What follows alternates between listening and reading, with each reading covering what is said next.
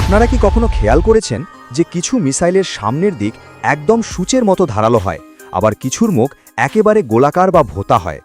এর পেছনে রয়েছে এরোডাইনামিক্সের এক চমকপ্রদ বিজ্ঞান। যে মিসাইলগুলো শব্দের চেয়ে দ্রুত অর্থাৎ সুপারসনিক গতিতে ওড়ে, বাতাসের প্রচণ্ড বাধা বা শক ওয়েভ সহজে ভেদ করে এগিয়ে যাওয়ার জন্যই তাদের মুখ এমন সূচালো রাখা হয়। কিন্তু অবাক করার বিষয় হল, সাবসনিক বা অপেক্ষাকৃত কম গতির মিসাইলের ক্ষেত্রে গোলাকার মুখই বাতাসের বাধা সবচেয়ে ভালো কাটাতে পারে।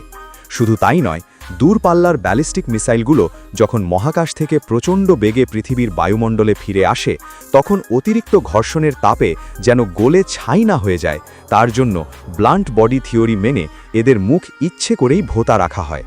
এর ফলে মিসাইলের ঠিক সামনে বাতাসের একটি অদৃশ্য আস্তরণ তৈরি হয়ে প্রচণ্ড তাপকে দূরে সরিয়ে দেয়। বিজ্ঞানের এই অসাধারণ নকশাই প্রমাণ করে যে গতির দুনিয়ায় সবসময় ধারালো মানেই সেরা নয়। এরকম আরও ইন্টারেস্টিং নলেজ জানতে ভিডিওটি লাইক করুন এবং চ্যানেলটি সাবস্ক্রাইব করুন।